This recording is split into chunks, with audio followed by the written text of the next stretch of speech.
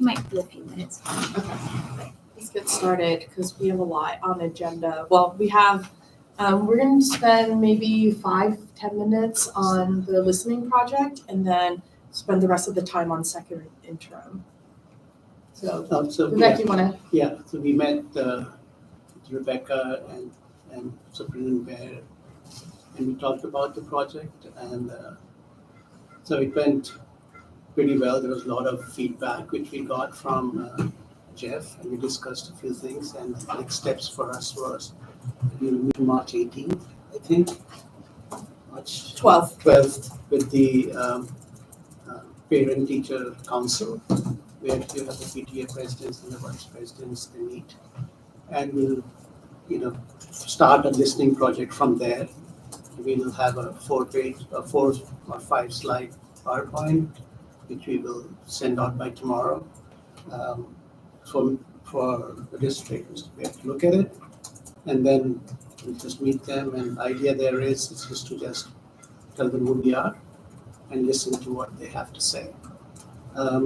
That's the first listening event which we'll do, and then going forward, we will, depending on how the district advises, we're going to go into it. Superintendent's coffee or site council meeting or someone else. Already existing meeting points in the district. We should probably set a target for ourselves to try to reach each school once at least, more times if we can. And then I have April 9th written here, but I don't remember why. And we should, I suppose we should try to do all these meetings before the end of the year. But I don't know if we. Yeah, depends how the scheduling is. So I think if we come to now, we can look at the calendar. MVWSD calendar has all that listed. Yep. So we can then go ahead and set up 15 minutes or 10 minutes of that. I don't know if all the PTA council meetings are listed. Not PTA They council, normally but they have the are. site council and the principal's Right. coffee, etc. listed. PTA meetings, I don't know. So we are hoping that the PTA council which we attend, they will facilitate that for us. And the rest, I think district will have to do that with the site council or other superintendent's coffee, etc. So, but we're starting with the PTA council and we go from there. How that goes, based on that, we'll follow up on that. And is the purpose of that PTA council meeting just to introduce kind of who we are Yeah. as well as get feedback? So for that, both, right? Yeah, we just want them to know who we are and then ask for their help for reach out, including sending the survey out to their PTA members, etc. We talked about that if district sends it, it doesn't look like, they can't disclose the list to us and they have to send it as a district survey, and that might be some confusion how it's perceived. So the decision was that we have to request the PTA to go about and use their list, send it out. So I think at PTA council, we're going to do the intro and then say, if you like that intro, can you help us get into all the rest of the PTA meetings? And then, given the number of people on the council, some of us may need to double up and go to 2 schools, one that's not your kid's school. So their next meeting is on March 12th. Yes. Yeah. Yeah, so we need to get our slides together, get them in front of Jeff and get his feedback and approval. Yeah. So are you leading the March 12th organization? Or, I mean, in terms of efforts and tasks? Or? The Well, next lead on I'll be this. there, yes, but Okay. it'd be better if you have at least one person with me. Well, Absolutely. no, I guess I'm just trying to make a note of who I should go to finish Yes. up everything, or anybody else. Okay. One more thing on that.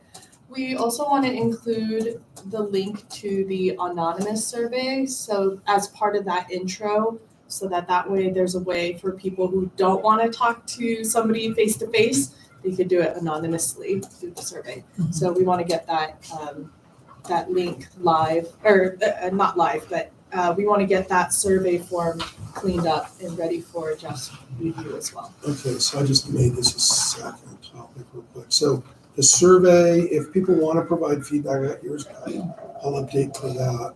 If everybody else, I'm kind of noodling with it. I usually use that kind of paid service more, and I forgot Google's way, but there's a way for me to add everybody as an editor, but I'm not sure that's necessary. But let me do the updates Patty talked about. If everybody else wants to look at it and provide any feedback, I think we'll keep it short, just kind of concise. And then there's a way we can do one of two things. If we don't collect emails, which I recommend, people can just keep filling it out as much as they want, which is okay. What I think we're looking for is information in the dozens or hundreds, and that even tells us something. So again, if anybody has ideas, I'm sure there are some better questions there to add, so feel free to. And then we can share the link either on a website for people to fill out, like under our solicitation, or we can send it out from, I don't mind sending it out from the alias, and people can see my email, whatever. I mean, we could from the budget, or cannot.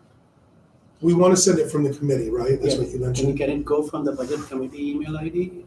Was it pro- It can, it just exposes, if you respond, it exposes who sent it. It's not an actual, like, replacing my email, which is fine, I don't mind. But we can get to that Monday. So let's make sure I'll have it done, everything for review by Monday night. Is that cool? Everything?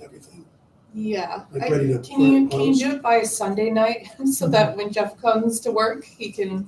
Well, we can all review what we have on Friday, but the survey Yeah. itself, but how we set it up to distribute, I need to check it out a little bit more.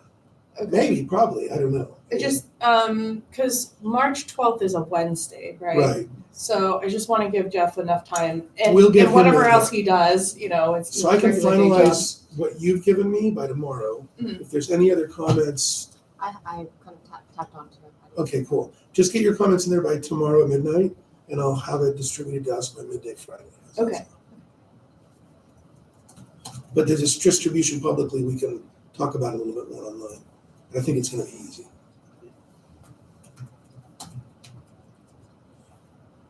Okay, good. Shall we move on to second interim? All right. Okay, so second interim. So we've had a couple of office hours that were open, and then all of you have received the reports that we review with all departments and then school sites. So you've seen budgets of every department, every school site, you've seen every open PO in the district, every blanket PO, and then all staffing across the district and how it's kind of organized into departments. So once you review all of those, you have seen every single dollar that flows through the district, including literally every single dollar. I was saying including PG&E bills and fun things like that. Questions in general about like what you were noticing, any questions you have about what you were looking at? So, yeah, I should have asked some of these questions in the office hours, which I didn't. I was confused between certificated and classified. So certificated literally means they have a certificate, like a credential to teach. Classified means that they do not have a teaching credential. And does that just inform a different pay scale? Yes. So we have credential, which is on the teacher salary schedule, and then part of MVEA, the teacher union. Everyone else, almost everyone else, is in the classified unit and CSEA. So different salary schedules. I was looking at the budget reports and it had something like, it was budget 24-25 budget, and then column A minus column B minus column C is column D. So the column A, is that the first interim budget or the second interim or proposed second interim?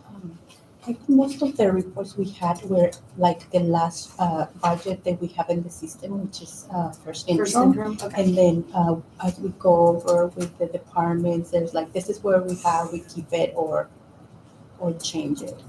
Typically that is kind of our base report. So if we are in first interim, it would be budget adoption. Now we're in second interim, our last budget would be first interim. And that's like our base to to start with, to talk to the departments if we need to update our funds. Okay, so I noticed, for example, when I went through the school sites, there was always a budget, a balance, like column D, but balance. And some of them were quite large, like it was like, I noticed for Imai, it was like 70% was the balance, which to me meant that it was neither spent nor, I forgot the word for it, Encumbered. encumbered. So it was still available to be spent. Is that normal? Like, do you provide targets for what is normal at this stage of the school year? So it depends on the type of account. So like the site allocation, principals want to use it first, and probably by around this time it's pretty much exhausted, March, April. But if they have a donation account which they can carry over, they may not use it until they exhaust the first, site allocation or other programs that have more flexibility. So they have Part a of- little bit. Yeah. That- Part of it's also strategic. Vern can talk to this a lot about when the district, so anything that comes from the district's, like the district's funds, so that's their site allocation, TSSP money, the principals are highly encouraged to spend it that year. If the principal doesn't spend it that year, it comes back and then it's reallocated back out. So it doesn't roll over. That's not true for like a donation account. So if MI PTA donates $10,000 to MI, it sits and it's gonna roll to the next year, meaning it carries over. So depending on the school site, sometimes principals are saving that. And they're like, I'm gonna save it one more year because I know in year 2, I'm gonna have this expense. And they'll spend down their donation account. But for things that come from the district, everything is please spend it this year, please spend it this year. And we watch carefully to see how they're spending it. At the end of every year, there's always money that comes back from the school site that's actually unspent. So I think there's this balance between like money going out, because what we don't want to do is give so much money out that nobody spends it and we bring it back in, and that doesn't make sense, right? Because you want to spend it on the kids that are here now. But that's in general how it works. Okay. Vern, did you want to talk more? Yeah, I mean, an example of something that happens at Vargas, for example, is for a subscription of sort. So we bought Beast Academy licenses. I purchased the licenses. My PT reimburses me. And so I spent the money out of account 100, which is our general fund or site allocation. That money's gone from that, but then the PTA offset the cost, and now it's in donations. And so the next time I have to buy something, it's going to come out of the donation account, which hasn't been accounted for because I just got the money in November. So there's like a constant flowing in those accounts as well. And so I'm assuming that with MI, the larger their budget comes from their auction. And so they probably get an influx of money around that time, which whenever that is, versus, we get our money from site at the very beginning. Like we start with that money. Yeah. But some school sites do carry over Yeah. a chunk every year. I see. And it does help offset some costs. So like at Vargas, we buy all the school supplies for students. And I know that doesn't sound like a big deal, but that's almost $15,000 off our initial budget that is just gone. And our school budget isn't really that big. So it's a lot of money. So Yeah. So this money which is mentioned here is actually allocated to a certain site at the beginning of the budget year. Now, is it like to the discretion of the principal to spend it, all Yes. of this, the way? Completely. And how is the original budget amount? It's based on per pupil. So they get an amount per student, and then they get additional money if they have students that fall into that TSSP category. We used to have more categories, but over the years, I think probably coming from the principal seat, we actually reduced it. So they get the majority of their money just as however you want to use it. Because it used to be separated into after school. This is for enrichment after school. This is for more targeted. But we decided to simplify it, and now the majority of it is all in there, just use it. I think that's actually led to other conversations at different school sites because we do give that discretion to the principal. And typically the principal is having, and I think it's probably more appropriate for you to talk about this, but it's, the principal is having conversations with the PTA about, what is it the PTA wants to fund? And then the principal and the PTA working together on how they want to do it. Because I know what came up at one side is, why is the PTA asking for donations of X? And the answer is either they've spoken, they've had a conversation with the principal, and that's how the principal, because the principal is deciding to use their funds in another way. When we look at comparably across the county about how districts allocate funding to students, I know Jeff Bayer, because when he first started, he asked me, Rebecca, tell me about how sites are funded. And I sent him a spreadsheet that showed how we fund, because last year, Bill, if you remember, during our transportation presentation, we presented how school sites are funded. And we give a lot more to our school sites than majority of the county. So our principals actually have a lot more flexibility than most principals. Like they have money to, if you want to do PD, there's money. But sometimes they're deciding, they're having a conversation with their PTA about what PTA wants to fund versus what the school site's going to fund. And I think you're missing a very key point. Yes. We have school site plans that we have to account for the school budget in. And so our school site council is in charge of helping to make sure that we're spending the money on the priorities that we've listed in our school site plan. And so all of those are accounted for in the school site plan. So you do plan it out. And so even though it's not encumbered, a lot of times it's not encumbered because it's a PD that we haven't paid for or found yet because it hasn't come up yet, or professional development. And so if you're outsourcing a different professional development, you may not encumber that money until you get to the March 21st PD. So let's say you decide for a certain PD or a Beast Academy, like you want to software something. Is that decision entirely yours, or do you have to get approval from the district and say it's okay? So it's approved by the school board when the site plan. So in Vargas's site plan, we have a line item that says enrichment subscriptions for students. We allocated a certain amount of funding for that. And then we have another line item for remediation tools. And so we don't know what that is because we don't know what the students need yet. And so we kind of estimate where that is. We make a budget, right, to where that is. And so for our students this year, one of the things that our kids need is for math, they need fluency practice. And so we have a math club that we do in the morning. And so that's teacher salaries because the teachers are overseeing this. It's not an extra cost to a program. It's just the cost of teachers to run the program in the morning. And so that's part of our budget and itemized in the budget. And then we make the decisions based on the data that we have. At the beginning of the school year, Ms. Siam at AMI reviews the school site plan with the school site council.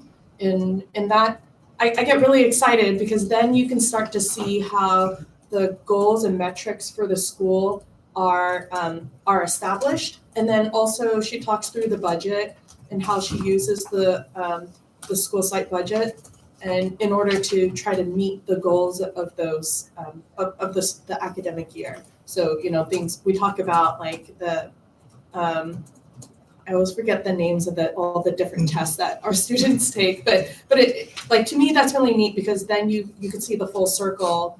Like as we better understand the district budget, and if you understand how the school site budget is put together, then you start to see how the site level strategic objectives are met, and then how they roll up to the district level. I was wondering if you can talk us through, for the Office of Superintendent, what changes do you expect to see since Dr. Rudolph left? If I remember, the balance on the Office of Superintendent was very big. Like there was a lot of empty slots in that part of the budget. Yeah. So Nadia is gonna pull up that budget really quickly so we can walk through it. To give her a second to do that, I just pulled up this presentation that we gave last year. And so this is looking at school site allocations across different districts. So I sent an email out to the CBOs in the county, said, what do you give your school sites? So for our district, for elementary schools at Castro, we give an average of $271 per student. At MI, it's $153 per student because it's for those unduplicated students. So Castro gets more. At Graham, we gave an average of $313 per student. And this is looking at other districts in the county. Saratoga Union School District gives $44 per elementary student. Their middle school gets $65. Los Altos School District gets $55 per student in elementary and $60 per student for middle school. So it just kind of gives you an idea of what other districts are providing directly to their school sites for principal discretion. And I think this helps kind of paint the picture that our district gives over double, actually triple in some cases, of what other counties in the district give to their principals for discretionary for site funding. Yeah, I was just gonna ask, this is apples to apples, like. This is apples to apples. So we literally give like almost 5 times as much as other school sites. Right. This is a fantastic slide. Like, I think ultimately if a school site really, really needs money Yeah. for pencils and paper and So Vern, we will. does it feel like that? Also, it doesn't, but I think part of it is I also know that we do so much for students. And so it just feels like we're not meeting needs because we're doing so many things, right? So like there's always another kid who needs an extra whatever it is. Like we have so many needs that it doesn't feel like there's enough, but we do get a lot. Like I recognize far enough, Mountain View is well resourced. And the kids, I think, do feel the impact. Like we have a counselor at our site who does a fantastic job. We still need more, right? Yeah. There's still not enough counselor to go around to all the students, but that is a wonderful asset that we have. So can I ask you to give an example of what other district kids don't get and we provide? Like you said, we do a lot more than other districts. I don't know if it's a lot more. We do a lot for our kids. So like the fact that every kid gets a Chromebook and throughout their course, I think it's 3 Chromebooks throughout their career. Like they get one in kindergarten, they get one in 2nd grade, and they get one for 5th through 8th grade. Are those we pay, like this district pays for that? Yes. Yeah. Oh. Yeah, the district pays for that. I heard a rumor it was free of charge, but I guess that's Yeah. good. Yeah. And it could be reduced, Well, whatever, I've seen a significant decrease of cost, like they're Other not charged, subsidies. there's a significant decrease. Also, the instrument program, like. Yeah, the instruments, every kid in 5th through 8th grade gets to, if they want to play an instrument, they're provided with an instrument. We provide field trips, like our field trips that the kids get to go on. I know they're partnerships with different things, but we go on field trips. We have, I know this sounds crazy, but we get art and music. I know it's part of it with the MVEF, but we get art and music for all of our students K through 5. The PE, a credentialed teacher for PE, that's huge. We have instructional coaches, which help the teachers. We've got ARISs and SCEFs. So an ARIS is a person who helps with student discipline, but more so than that, it's just another connection on campus. Our SCEF, who helps community liaison and helps plan. Like all of these things we take for granted because they've just been part of Mountain View for so long. I also think like the materials and supplies that we are used to standardly having at school sites, that is not the same in every district. Yeah. So coming from a less resource district, when I was teaching, I would, because I also taught high school, I would, the Scantrons are available. And I would stockpile Scantrons because I could go back in later that month and there wouldn't be the Scantrons, which means I would have had to hand grade, a couple hundred tests. So I think there's things like that, like we say that we take for granted. We always have paper for our copiers. Like I remember distinctly as a new teacher, paper supply comes in at the beginning of the month. You make your copies if you're planned out well, because at the end of the month, sometimes we would run out of paper. Yeah. And I know that seems unthinkable here because that never happens here. If someone runs out of paper, it's because they forgot to order it. So there's things that we take for granted here that are not everywhere else. As a teacher, my laptop was on its last leg. Like you did not get, we have a regular replacement cycle here, Mhm. that even before a teacher says, I need it, typically John's taking it back and saying, here's your new one. Yeah. So there are things here that we just are accustomed to, supply closets. Yes. Every school has some form of a supply closet. The principal determines how they want to run it. You know, sometimes they have basic supplies, sometimes they say, tell me teachers what you, so every school does it differently. And I think that's why sometimes there's the question, you know, Vargas does it like this, but MI has a closet. And, but I think it's because we have so many resources, people have choice of how they want to use them. But that's how I see it anyway. Yeah, and then like, I mean, just thinking about the resources, like we provide resources for all of the students, so like all the basic materials that they would need to go. But at the beginning of the school year, we do ask parents for donations because it does offset so that we can provide something that a parent may not necessarily be able to do. When I was going to school, your parents bought your school supplies. At Mountain View, we want kids to have supplies, so we just provide them. And if you can't afford it, we ask for a donation. If you can't, we understand and we provide it. And so those are the sort of things where it sounds like, oh, we don't have enough for our kids, but we do. We just also know that there's other things that a school could probably purchase that a parent wouldn't be able to purchase individually. So Like a special set of curriculum. Yeah. So sometimes teachers will say, I have a passion. Remember at Stevenson, this was always fun, that a teacher would say, I have a passion for teaching butterflies, or penguins, it was Yeah. penguins. I have a passion for teaching about penguins.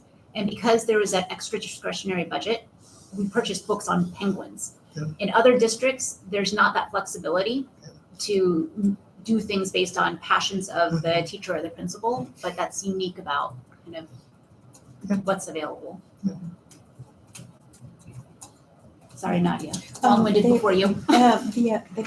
The budget, I think this one, we were able to work on this budget early on with Dr. James Kelly.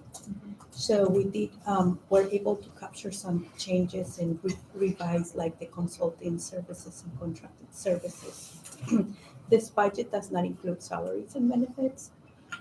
This year is going to be a little different for budgets and salaries and benefits, but this is pretty much like supplies, food and supplies, travel and conferences. And I think one of the biggest change, like your question was how the budget would change. We decrease a lot of the consultants' budget expenditures for this budget for the superintendent. Can you highlight those big changes, Nadia, so they can see it? So under 5830. Yes. Can I quickly ask how many people work in the office of the superintendent? Like one more question. What's the difference between office of superintendent and the district office? Like staff-wise, team-wise? District office is everyone in the district office. So ed services, HR, business. Office of the superintendent is just the office of the superintendent. So superintendent, Shelley, Corinne, Nancy, and then Megan Pullman previously.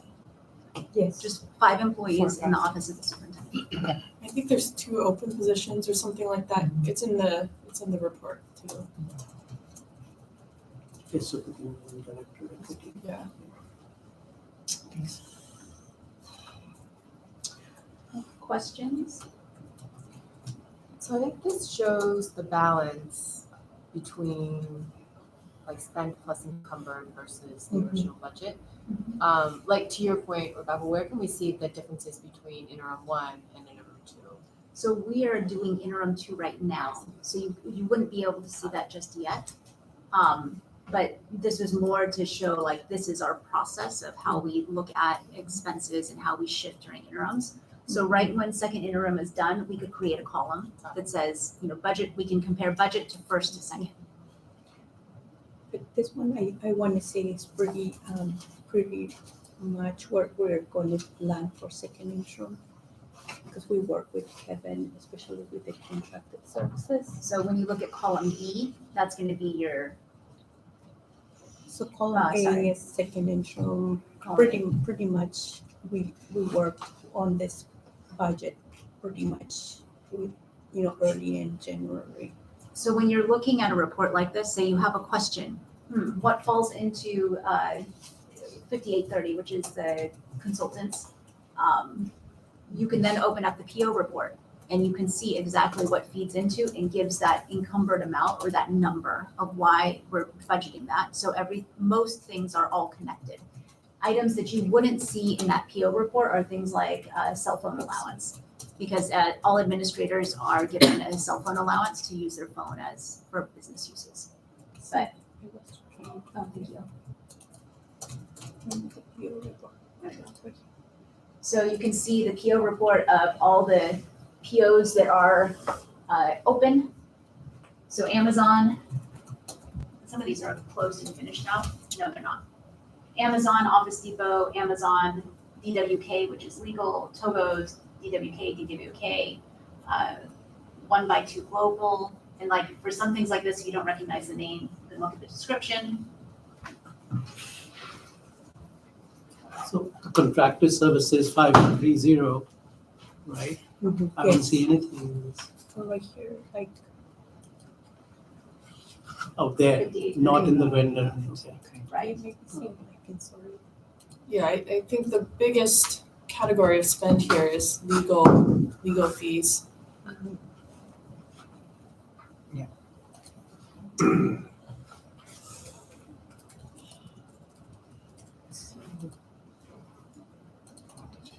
These are the positions. No, I forgot the receptionist. Oh, yes, that's right.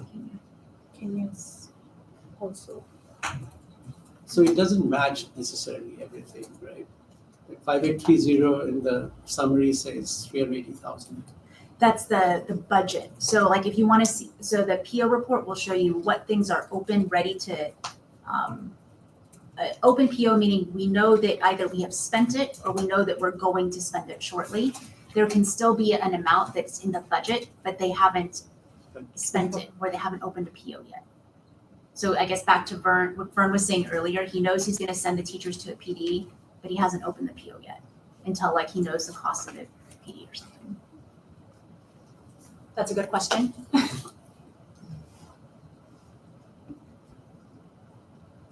I think for this one would be, this one includes the board of trustees. This is for like their budget is for like going to conferences typically as a conference for the board members. And also for public relations, which is Shelley. She will have some contracts in there as well. Some things that I know when you're looking between different districts, because it's always helpful to be able to look, what is one district spending compared to another? Yeah. So even though we all use that standardized account code system, sometimes some districts will say, we spent $10,000 in PR because they put some type of copier cost there, right? We made $10,000 worth of posters. For us, because we have a public relations within the superintendent's office that we always code this way, that it is going to show up as PR.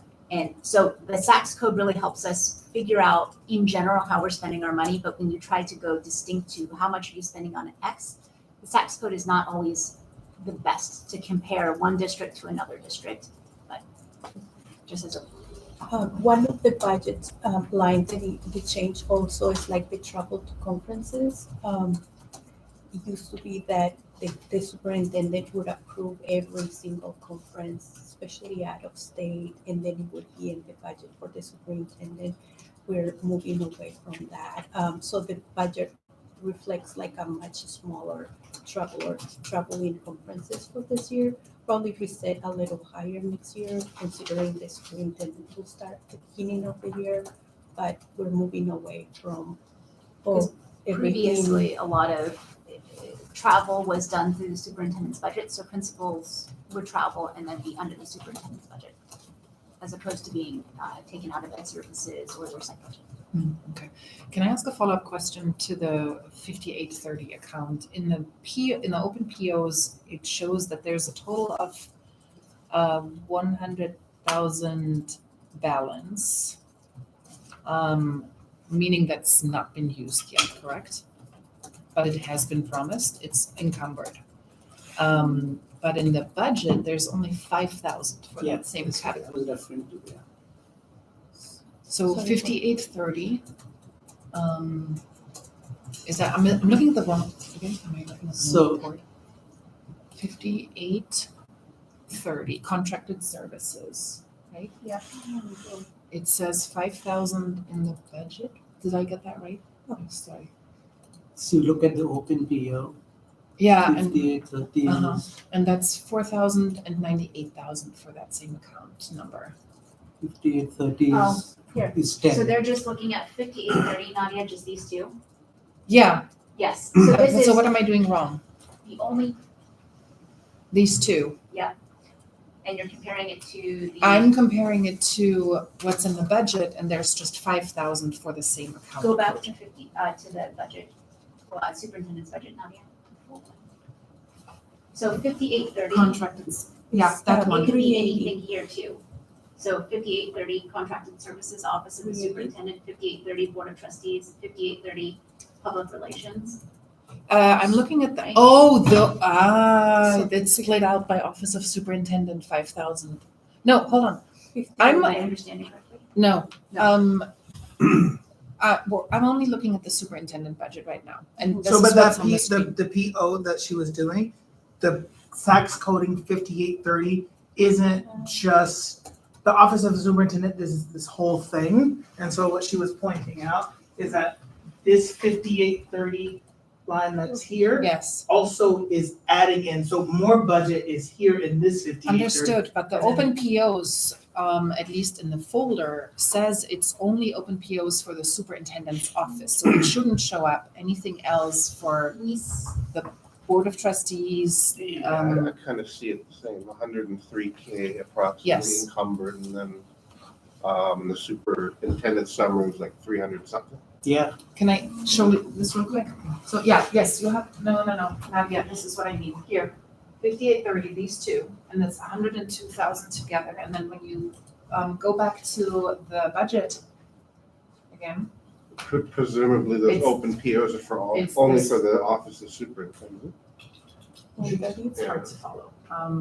Actually, it's 5,000 in the report I have, but it's somewhere near. I think the 5,000 comes from board of trustees, 5830 it Maybe seems to this me. has been updated already from Maybe Yeah, what's on the file. But I think what I'm Contracted hearing, service. this entire budget is the budget of the office of the superintendent, not just that line item. That's just the 600 codes. So the entire budget is office of superintendent, right? So you have to add the different lines. But she's only looking at No. account code. So Is that how I'm supposed to read the budget? Well, you went pretty quick, but it looked to me like the other sheet had them I'm itemized, trying to- whereas they're not itemized here. If you go back to the So- other sheet, But I gotta think about this, like, this is one aspect of the code, but then there's another aspect that's here, so that tells you the different pieces.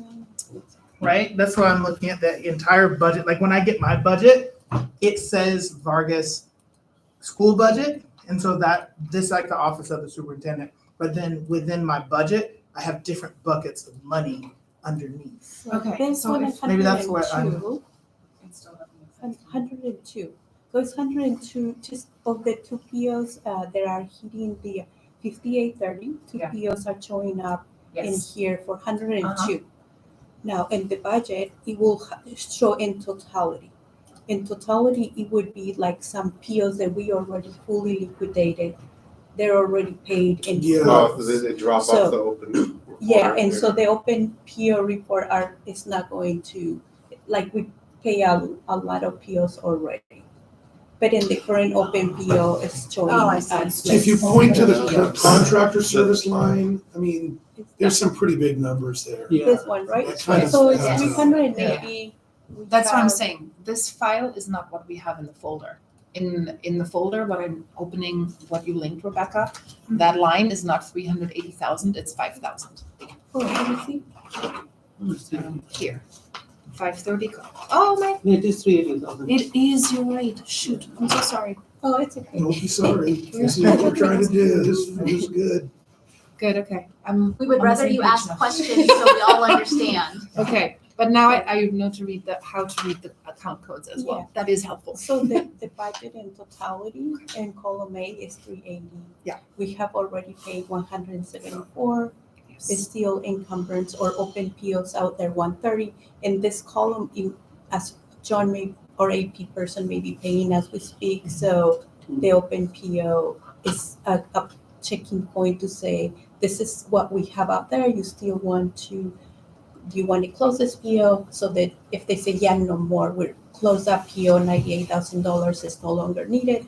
Yes, I get savings. Most of the time they say, no, we're not ready to close yet. But we did trim this budget a lot. Can I ask one more follow-up question to the Board of Trustees? What is the Sure. dues and membership section about? Is that related to the conferences? Because there is a travels and conferences budget and it's only 8,000. Dues and membership are typically things like CSBA. I think Yeah, I think that's typically CSBA. ASCA. that they're not involved in ASBA. Oh, it's not? That's 22,000? Like in total? We can pull up the PO report and see exactly what has hit that previously. Yeah, because it's a very, that sounds also like a membership for. Can you pull it? Yeah, I- Positions. Oh, no. Oh,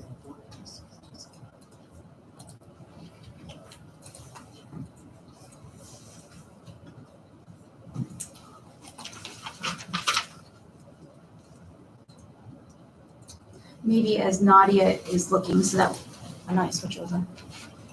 So that way, I know it's hard when somebody's watching you type. We were going to briefly Are you talk. able to get it? No, not yet.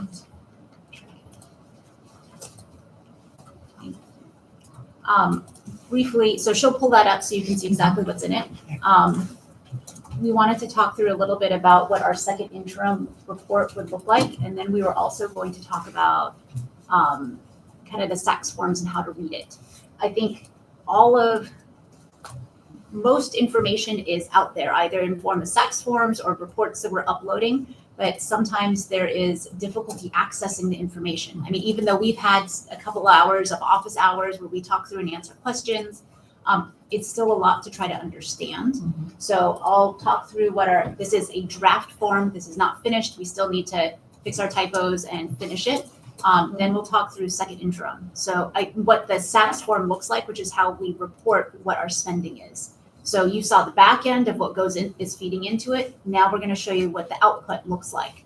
So all of the forms budgets and summaries that you've looked at, obviously that's way too much for someone to digest within a 15-minute presentation that the Board of Trustees gets. So this is what we distill it down to.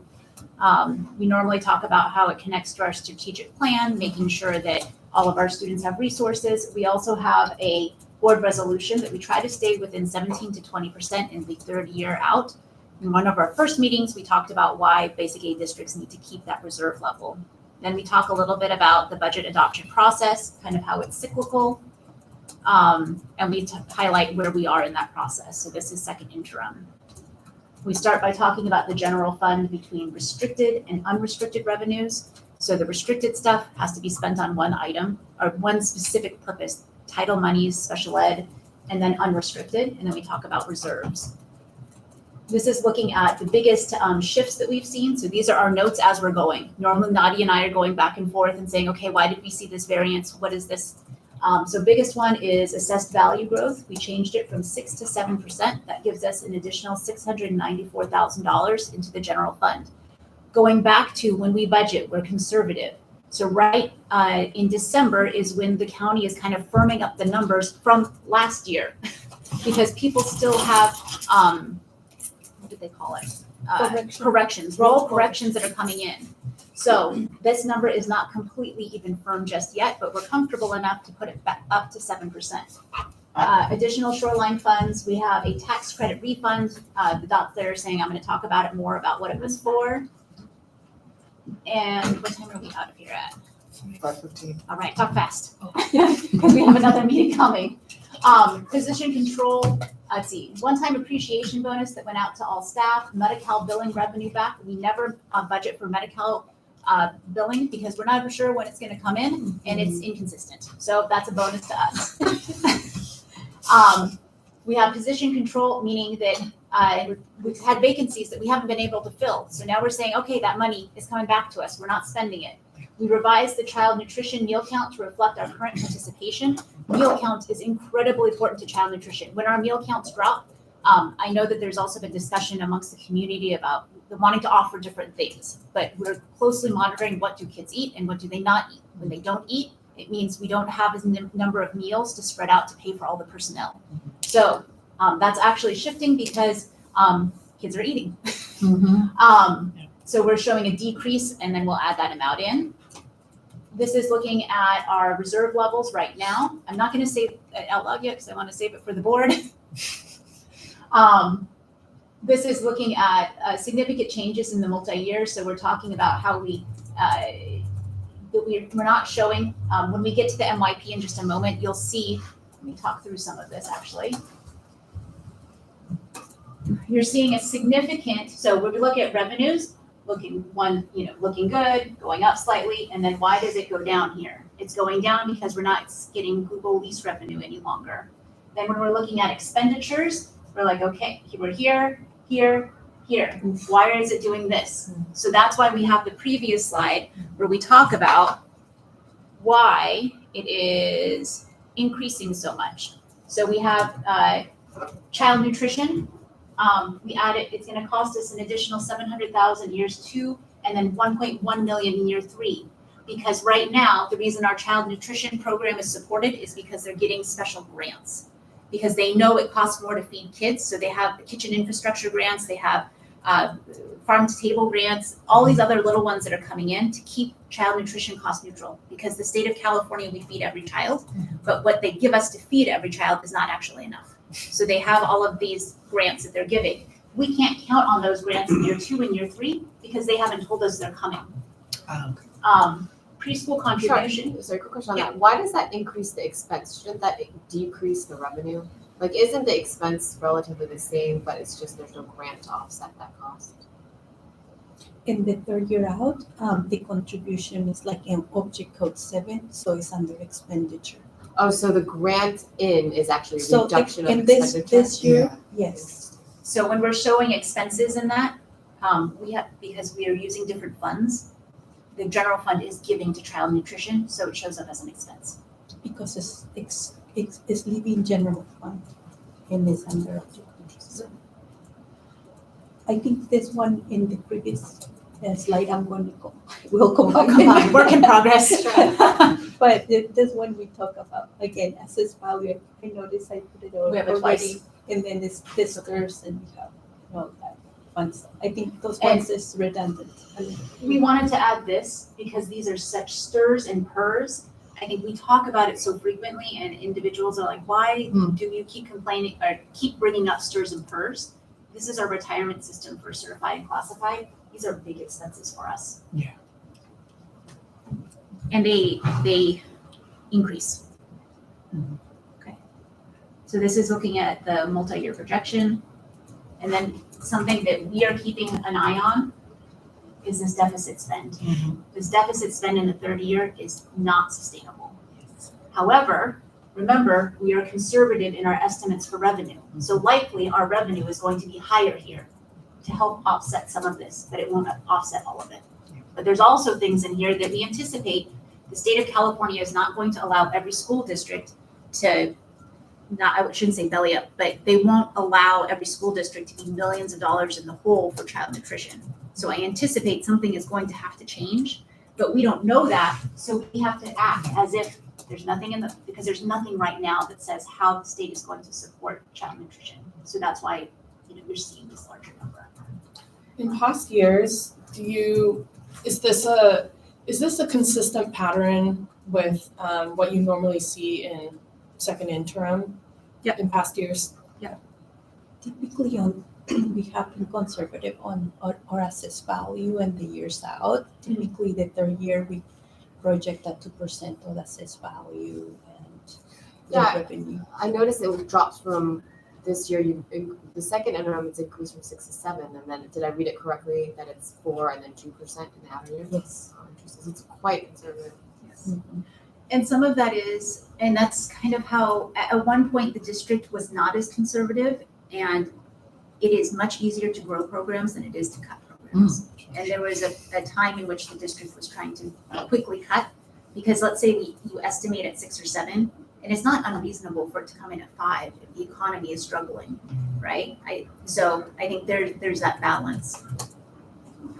This is kind of like plan for the worst case scenario, and you can only go up from there. I wouldn't say worst. We have seen it go negative.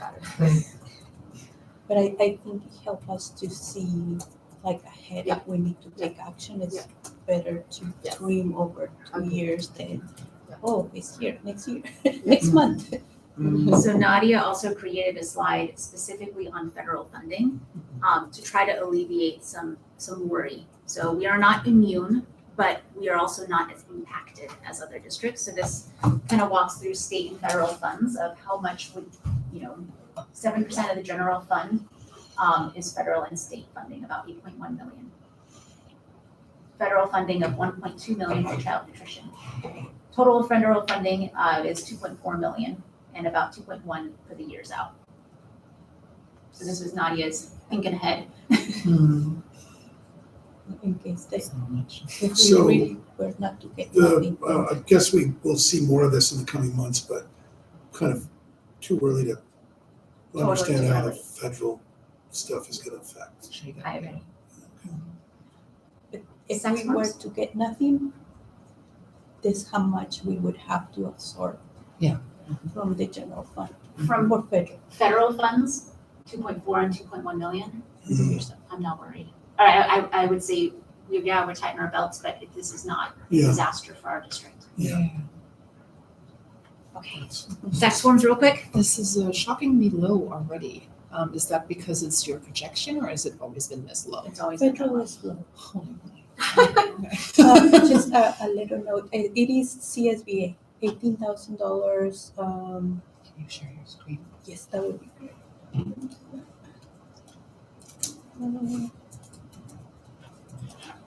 you.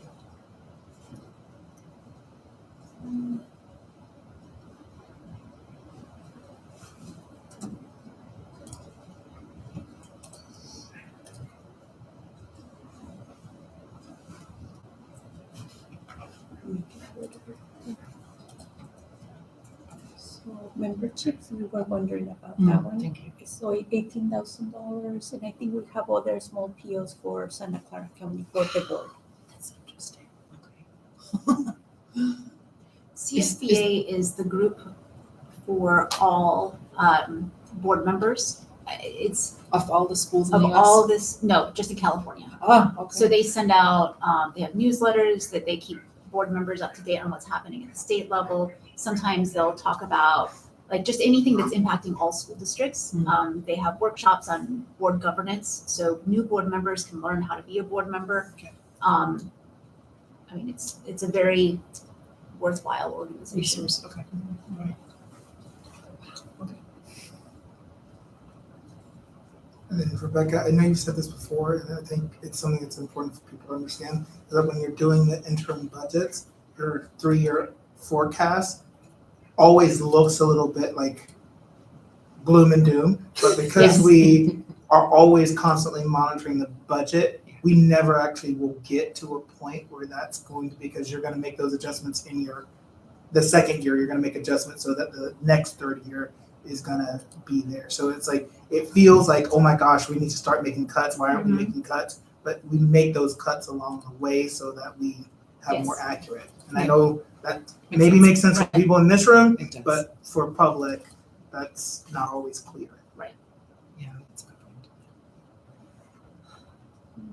I don't know if we're gonna be able to go through all the forms because it's So a maybe- lot of forms, but We have the links. Maybe what we'll start with is we have started doing a summary table of what's in the forms. So everything is already in the forms, but we have a summary table that goes on the top so everyone can see what's in the actual SACS documents. The SACS documents are about 120 something pages long. Do you want to do general? So they're organized. They'll talk about different funds. They'll talk about changes. Maybe just show a couple examples. yeah, I wanted to share with you the Fund 01. And this one is, I think this one is probably the one is the biggest chunk of money for our purpose, like general fund, unrestricted and restricted programs. This is the form where I get the information for the multi-year projection. So how do you, because you'll have form 01, or form 120. Here is where it says here in this corner. So this form is very important to me because or our team, because we're picking up the information from there and we're trying to analyze the variances in what is happening in here. This is fun. Final one is general fund, and then we'll have 120, which is preschool. 130 is child nutrition. Fund 21 is bond. Fund 20 is or OPEB or post-employment benefits. Then we have Fund 40, which is like capital projects and that stuff. But like school budgets and all those budgets that we share, like site allocation, they all hit this fund, final one. And this is the SACS forms that everybody sees, like the county audits all these forms, but they're really looking to see like how, if I'm like my cash flow, how is all that populating from this form. This form is organized by unrestricted resources, which is like pretty much all the funds that come from property tax, and it's kind of more flexible. Like we can buy supplies or that kind of stuff. Then and then it's organized by object code, like the LCFF sources for most districts is like if they're not basic aid, this is driven by a calculator based on enrollment or ADA. For us, it's property tax.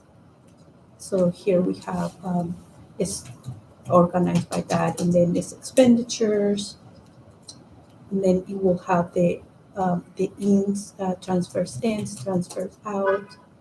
This is what I was talking about, like object code 7, the funds that we have to transfer. So this is where they would see transfers out to child nutrition. Correct. And it hits our object codes of expenditures. This one is kind of like a lot of detail, but then it goes into restricted funds.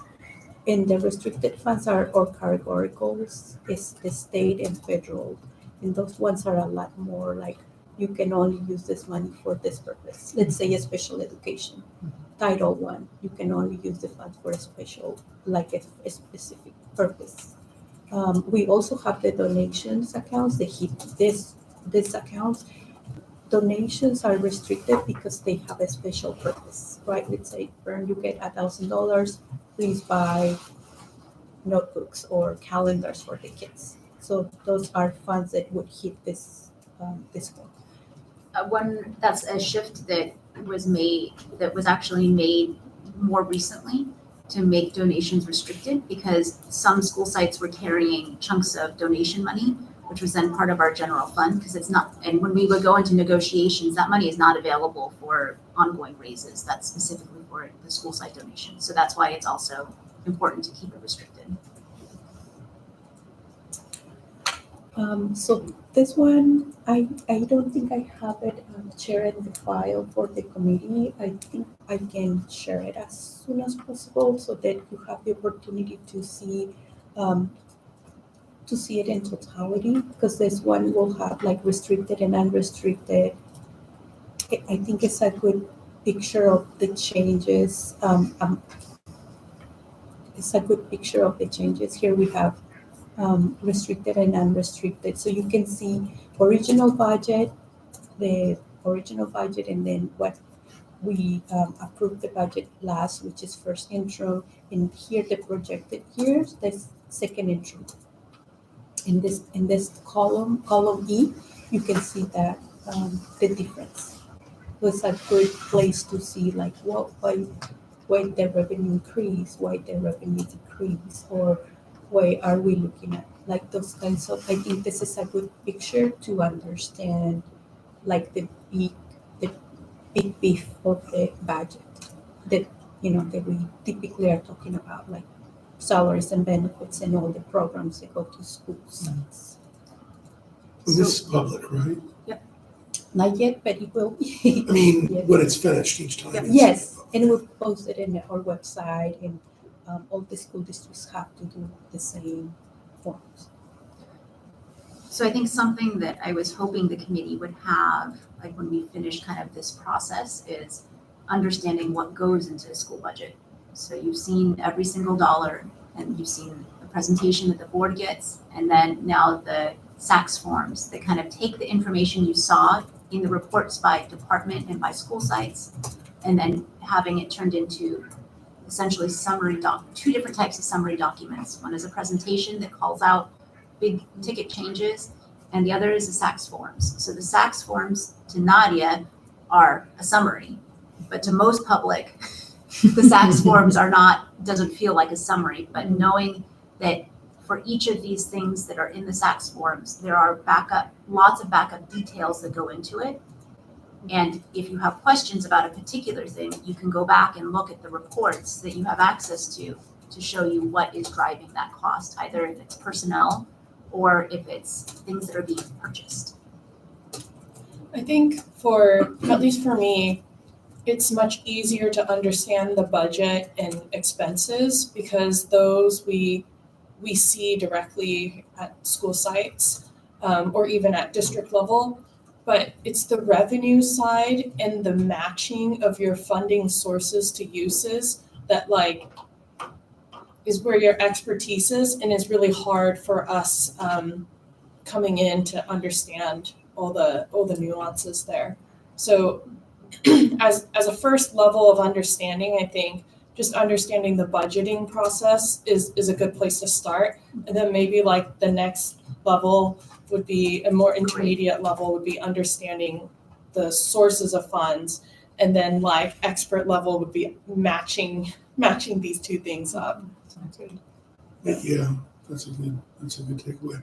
Something that's I think is dawning on me more, maybe for other reasons too now, but now that I see this and understand this better, this isn't an entrepreneurial business. Like when we try to apply the district as a business, like that's, I think, if it's a perception from folks, we need to make sure people understand. And when you showed the amount of money we're spending on our children, it just gives me faith that we are investing in our kids. And so I think that the more that this is boiled down and kind of myths are kind of demystified in terms of how the revenue comes in, but I think Patty makes a good point. It's hard for us to fully grasp, which means other folks that aren't us are going to need some help really understanding, well, why don't we do this? Why is that money changing? And it's not because we're selling a product, right? We're just completely doing it in a different way. So that's part of the story I think we probably want to think about more in terms of enabling people to kind of be more neutral, if not positive, about what's going on here. It's impressive. I know it's very complicated. I can't begin to follow how you all can put it together, but thankfully it is. But I got excited about changing the budget to $5,000. I found my error. But I trim it not that much. No, I found my error. I moved into the next No worries. category. I think this is much fun. Unfortunately. If there's things that from our second interim presentation that you think the public may be interested in knowing more, can you send me or Nadia a note? Because we are trying to pull from what we think people want to hear. Yeah. But really, this group is great for understanding, like your question about, okay, I'm understanding the expenses now. Now I need to know revenue. So, I mean, that's helpful for us to kind of know what pieces people need to hear and see. Yeah. And we have heard like from the community also comments on like, oh, it would be great to have a table like from first interim, second interim, and then the summary of like a table for this information change and an explanation. So I'm working on that, trying to make it more easier to read, easier to understand, and that it ties to the forms for SACS. What has been helpful is also understanding the different buckets that you're using. I'm still focused on the expense part. That's all I can keep up with. But understanding how the buckets are set up has been really helpful. You mean like departments? Yeah, School what sites. those departments are. Yeah. Yeah, like Office of Superintendent, school sites, technology. Yeah.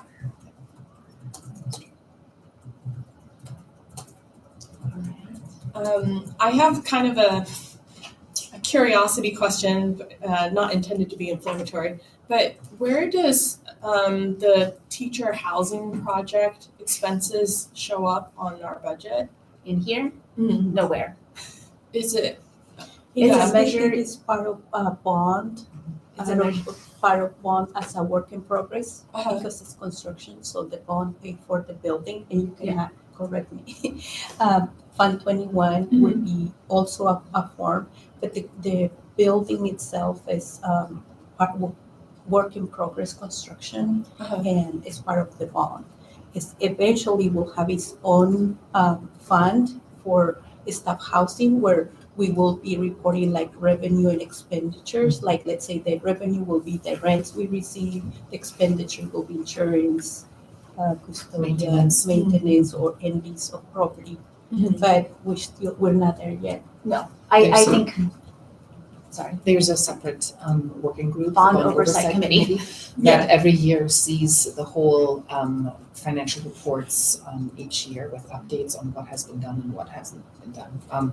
Related to staff housing, but also a few other things have been paid by the Bond Oversight. something that actually I said I was gonna send an email out to the group that hasn't happened yet, was there was questions about the furniture going into staff housing. Oh, yeah. And since the project started for staff housing, the board's direction has been mirror what is being done in the market rate. So on the same property, there's other buildings that are market rate. Ours is a below market rate for teachers. So we have the same toilet, we have the same sink, we have the same counters. Like the intent was we want the building to feel the same as a regular building. We don't want it to feel like a cheaper version. Yeah. So all the finishes we have copied directly from whatever the developer did, we did. So the furniture that was purchased, we used the same furniture vendor. We used the same. We said, give us the same thing. If you need to change the colors, is what the direction was. And the furniture that was purchased, it's intended for community use. So for example, when you see this table here, that's probably a Demco table, meaning a kid can jump on it, they can hit it, that's solid. Community furniture, like school desks, school chairs, these things are almost indestructible. That's the same thing for the furniture going into staff housing because it's community furniture, so it's more expensive. So this Demco table, I mean, most of you would say, oh, that's probably $50, but that was actually probably more like $150 or $200 table. Because of how it's constructed. I think the questions from the community have been, why is it so expensive? It's expensive. Totally agree, it's expensive. It's expensive because it's community furniture. It's also expensive because it was same as the market rate. Market rate put Herman Miller in. I'm assuming most of us don't have Herman Miller. I don't even know what that is. Or maybe you've got one chair that it's like, that's my special chair. But it's a nice Fancy- designer chair. Fancy chairs. I mean, in full candor, it's a new $1,500 chair that will last you 20 years and protect your back 12 times 365, just like you'd go and spend $4,000 on a bed if you want to have a good night's sleep for 10 years. So I don't buy them new. I'll go and find them for $350. Yeah. With Verizon. Well, you But had somebody that like another Herman Herman Miller Miller. Aeron chairs are ergonomically, if you're going to sit in a chair like we do, highly recommend getting one of those. That's all I have. Really? Is the Herman Miller Air. Okay, so these are Herman Miller, this is from their Herman Miller line. They've got the chairs, there's stools, but it's a copy of what is in the market rate. So this wasn't intended to be and honestly, this was not intended to be a flashpoint for the community. It was, we're copying what the market rate is doing. Yeah.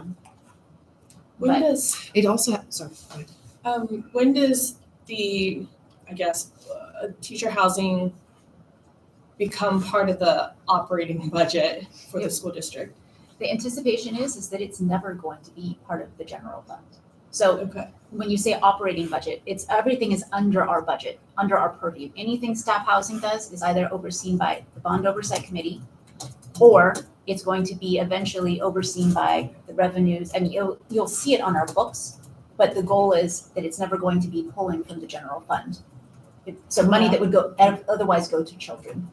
Right, It's but supposed to be this I self-sustaining. guess more, I was just asking kind of technically, like, Yeah. when We see the do we revenue start to and see it expenditure. show up in the SACS form?